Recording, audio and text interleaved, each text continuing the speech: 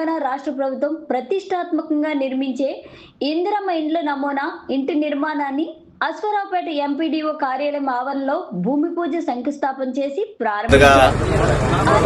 నియోజకవర్గ ప్రజలు ఎన్నికల ముందు మరి నా అభ్యర్థన కోరుతూ ఇంటింటి ప్రచారం చేసే నిమిత్తంలో ప్రతి ఒక్కరు కూడా పేదింటి వారు మాకెప్పుడు ఇల్లు ఇచ్చడం కార్యక్రమంలో భాగంగా ఇందిరమ్మ ఇల్లు వస్తాయి, ఇల్లు ఇచ్చే కట్టే ప్రక్రియ మేము చేస్తామని చెప్పేసి ఆ రోజు హామీ మేరకు ఈరోజు మరి తెలంగాణ రాష్ట్ర ప్రభుత్వం ఎప్పుడైతే ప్రజలు ఆశీర్వదించినటువంటి మరి ఇందిరమ్మ రాజ్యాన్ని అనుగుణంగా ఈరోజు ఇల్లు ఇవ్వాలనే ఆలోచనతో ఈరోజు ప్రభుత్వం ఒక మంచి ఆలోచన ముందుకు రావడం, అదేవిధంగా నా నియోజకవర్గంలో నేడు మొట్టమొదటిగా శంకుస్థాపన చేయడం జరిగింది. ఎంపీడీ ఆఫీసులో ఈ ఇల్లు రేపు కట్టబోయే పేదలకు ఇచ్చినటువంటి ఇల్లు ఈ విధంగా ఉంటుందనేది వారికి ఒక నమూనా. ఈరోజు నమూనా దాని నమూనా భాగంగా ఒక బెడ్రూమ్ ఉంటుంది, కిచెన్ రూమ్ ఉంటుంది, అదేవిధంగా హాల్ ఉంటుంది, అదేవిధంగా లోపల కూడా వాష్రూమ్స్ లోపల ఏర్పాటు చేయబడతాయి.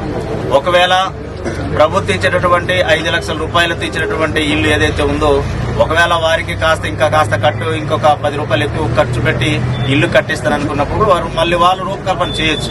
కానీ ఇంటి యొక్క నమూనా మాత్రం ఇది. వాళ్ళు ఒకవేళ ఇంకా వేరే విధంగా కట్టుకోవాలని కూడా కట్టుకోవచ్చు, వాళ్ళు కాస్త డబ్బులు పెట్టుకుని కట్టుకోవచ్చు. కాబట్టి దానికి గ్రౌండ్కి ఎంత ఇస్తున్నాం, అదేవిధంగా స్లాబ్కి ఎంత ఇస్తున్నాం, అలానే రూప్ లెవెల్ ఎంత ఇస్తున్నాం, 3-4 దఫాలుగా వారికి మేము డబ్బులు ఇవ్వడం జరుగుతూ ఉంది. కాబట్టి ఈరోజు ఈ కార్యక్రమం ఒక శంకుస్థాపన చేయడం జరిగింది. ఈ నియోజకవర్గంలో సంక్రాంతి పండగ రోజున ఎక్కడైతే లబ్ధిదారులు ఉన్నారో ఈరోజు ఈ నియోజకవర్గ వ్యాప్తంగా 57,283 మంది హౌసింగ్ అప్లై చేయడం జరిగింది.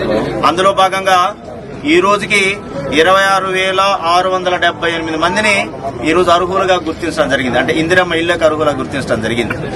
ఏదైతే 57,283 మంది ఆన్లైన్ లో అప్లై చేశారో వీళ్ళ దగ్గర కూడా అందరి దగ్గరికి వెళ్ళడం జరిగింది. సుమారు 85% పూర్తి అయింది.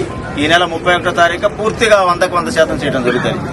85% పూర్తి అయినటువంటి వాటిలో 26,678 మంది అర్హులుగా ఈ నియోజకవర్గంలో గుర్తించడం జరిగింది. చాలా మంది కూడా అభ్యర్థన కోరుతా ఉన్నారు, సార్ మేము ప్రజాపాలన కార్యక్రమాలు మేము అప్లై చేయలేదు, మరి మా పరిస్థితి ఏంటంటా ఉన్నారు. వాళ్ళు కూడా యాప్ ఓపెన్ ఉంది. ఎవరైతే